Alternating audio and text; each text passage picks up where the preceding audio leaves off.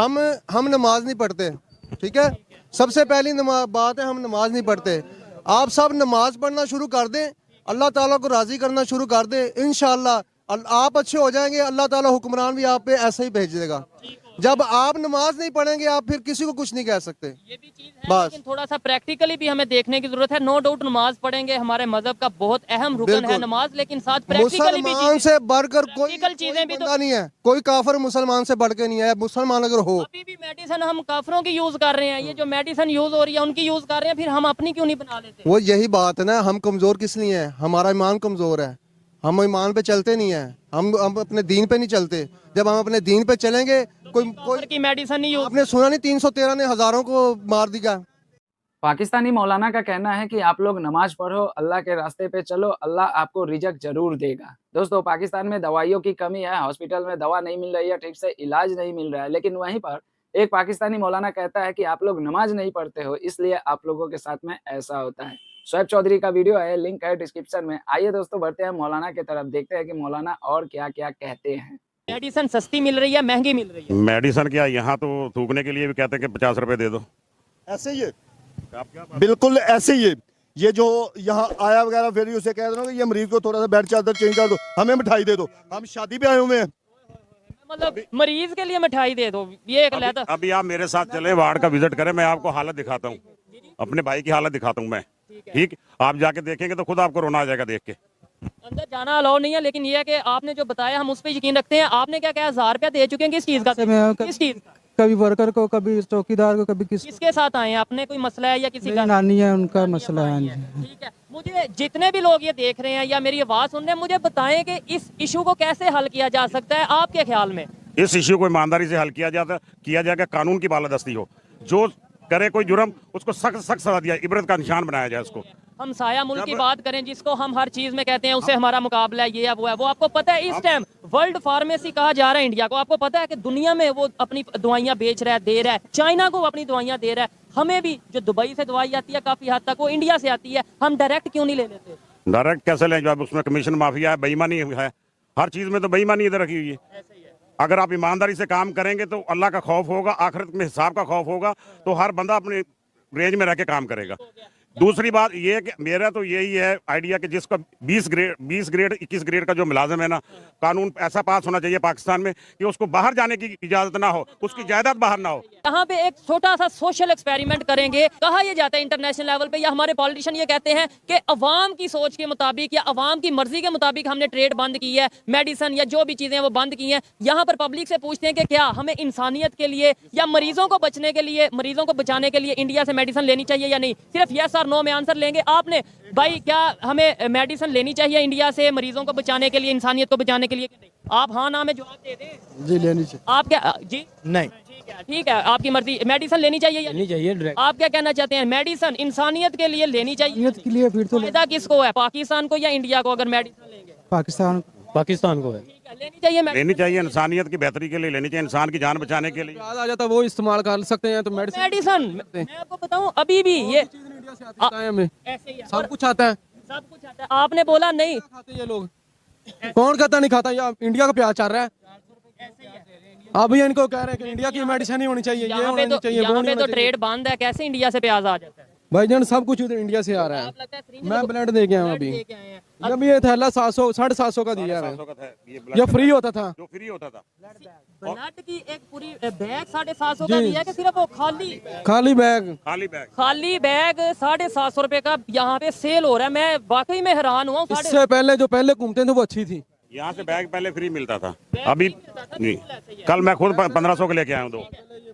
अच्छा, ट्रेड जो बंद हो गई एक मुख्तलिफ इशूज की वजह से, लास्ट में मुझे ये बताएं, फिर आप अपना जूस वगैरह पीना, ब्लड देके मुझे बताएं कि यहाँ से अभी भी जो मेडिसिन पाकिस्तान में यूज हो रही है, आपको पता है कि ये इंडिया की काफी हद तक इंडिया की है? जी बिल्कुल। पहले दुबई जाती है, वहां से यहाँ आती है, तो हम डायरेक्ट क्यों नहीं ले लेते? पैसे क्यों नहीं बचा लेते? अब भाईजान बस अब किसको क्या कुछ कह सकते हैं, सब लोग एक जैसे हुए हैं। सब लोग इधर जो है ना, माफिया ने ग्रुप बनाया, माफिया हैं।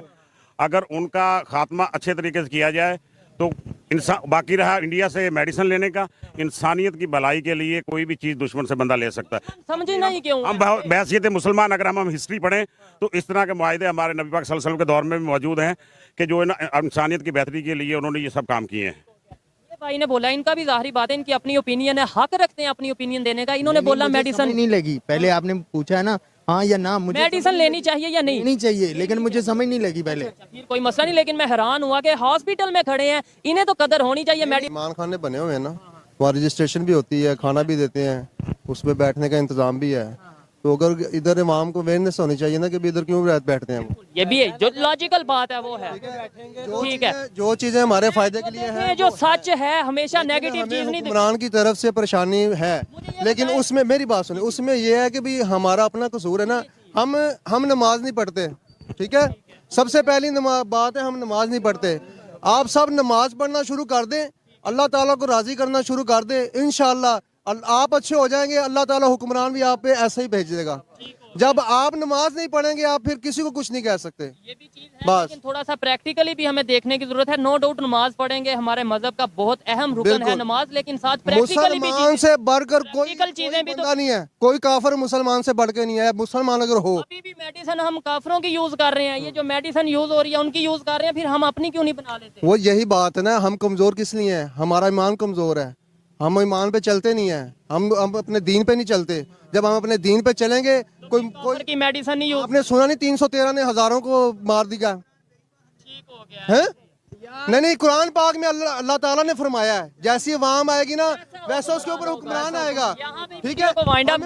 हमें एक दूसरे को नमाज की दावत देनी चाहिए, किसी पे उंगली नहीं उठानी चाहिए, ये गलत है, वो गलत है, वो गलत है। खैर, अपने आप को गलत कहना यहाँ पे वीडियो को वाइंड अप करते हैं। हमें तो पाकिस्तानियों जल्दी जल्दी उठो, आप लोग जाओ नमाज पढ़ो, आपको सब कुछ अल्लाह दे देंगे। आप लोगों को कोई काम धाम नहीं करना पड़ेगा, आप लोगों को बस नमाज पढ़ना होगा। देखो मतलब हद है पाकिस्तान में। देखो पहली बात यह है कि पाकिस्तान के जितने भी हुक्मरान हैं और पाकिस्तान के जो सियासतदान हैं, उन लोगों ने पाकिस्तान के लोगों को जिस तरह से एक ट्रक के बत्ती के पीछे लगा दिया है, वो है हिंदू और हिंदू विरोध। जितने भी पाकिस्तानी हैं, अगर उनसे जाकर आप पूछो कि आपको भारत से किस लिए दुश्मनी है, तो वो कहेंगे कि भारत एक काफिर मुल्क है, भारत में हिंदू रहते हैं इसलिए। लेकिन इसी हिंदू के बनाई हुई दवाई को खाते हैं, भले ही वो बाघा बॉर्डर के जरिए ना जाता हो, भले वो दुबई के रास्ते जाता है, लेकिन वो लोग खाते हैं।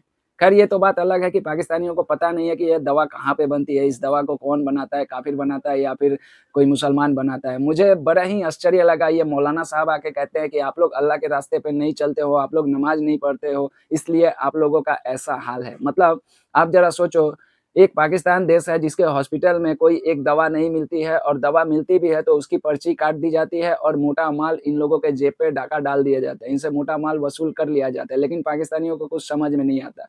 अभी तो ये कह रहे हैं कि भारत से दवाइयाँ लेनी चाहिए, लेकिन जैसे ही ये ठीक होंगे और जैसे ही ये स्वस्थ होंगे, वैसे ही ये लाहौर के सड़कों पे निकल कर कहेंगे कि भारत के दिल्ली के लाल किले पर जाकर पाकिस्तान का परचम हमें लहराना है। दोस्तों क्या कहिएगा इन लोगों के बारे में? ये लोग कभी सुधरने वाले नहीं है। देखिए आप लोगों ने हमेशा से देखा होगा कि पाकिस्तान के सड़कों पे जितने भी इंटरव्यू होते हैं, उन इंटरव्यू में आप देखिएगा हमेशा वो लोग इस्लाम की बात करेंगे, मुसलमान की बात करेंगे, और हिंदुस्तान का नाम आते ही ऐसा मुंह बनाते हैं जैसे कि इनके मुंह में किसी ने करेले का जूस डाल दिया होगा। बहुत सारे ऐसे वीडियो है, देखिए बहुत सारे ऐसे लोग हैं जो कि पढ़े लिखे हैं पाकिस्तान में, और वो लोग इस बात को समझते हैं कि भारत के बिना पाकिस्तान का चलना बिल्कुल ही मुश्किल है। देखिए पाकिस्तान के लोगों को पता नहीं है कि पाकिस्तान में ग्रोसरी से लेकर पाकिस्तान की मेडिसिन से लेकर हर सामान जो कि भारत से जाता है, फर्क इतना है कि वो दुबई के रास्ते जाता है। पहले पाकिस्तान में दवाइयाँ जाती थी, पहले एक डिस्प्रिन का गोली जाता था 5 रुपए में पाकिस्तान में, वही डिस्प्रिन का गोली अब 50 रुपए में पाकिस्तान में मिलता है, बस उसका रूट चेंज हो गया है, वो अभी दुबई के रास्ते से जा रहा है। पाकिस्तानियों को ये बात बिल्कुल ही नहीं समझ में आ रही है। खैर ये पाकिस्तानियों का मसला है। खैर दोस्तों आप लोगों ने वीडियो देखा, मौलाना साहब के बात से आप लोग कितना ज्यादा सहमत है। देखिए नमाज पढ़ो, लेकिन नमाज पढ़ने के लिए भी एक अलग जगह होती है, और अपना जो एक कर्म होता है वो अलग होता है। अल्लाह ने भी कहा है कि आप नमाज भी पढ़ो और साथ ही साथ कर्म भी करो, जहाँ तक मुझे जानकारी है। वैसे मैं मुसलमान नहीं बल्कि एक हिंदू हूँ। क्या कहिएगा दोस्तों, कमेंट बॉक्स में जरूर जवाब दीजिएगा। पाकिस्तानियों के हाल देखकर आपको दिल को सुकून तो जरूर मिल रहा होगा, क्योंकि इन पाकिस्तानियों ने बहुत ही नुकसान पहुंचाया है भारत को। लेकिन एक इंसान होने के नाते तो मुझे भी थोड़ा सा अजीब लगता है कि क्या कभी 70 साल पहले ये लोग हमारे देश का हिस्सा हुआ करते थे। आज देखो अपने ही देश को किस तरह से गड्ढे में डालकर अपनी जिंदगी को किस तरह से इन लोगों ने तबाह कर लिया है, सिर्फ और सिर्फ भारत दुश्मनी और हिंदू दुश्मनी के तहत। दोस्तों क्या कहना है कमेंट बॉक्स में जरूर जवाब दीजिएगा। शोएब चौधरी का वीडियो है, लिंक है डिस्क्रिप्शन में, तो जाके उनको भी विजिट कर सकते हैं। मिलता हूं किसी दूसरे वीडियो में, तब तक के लिए दोस्तों जय सिया राम, जय हिंद।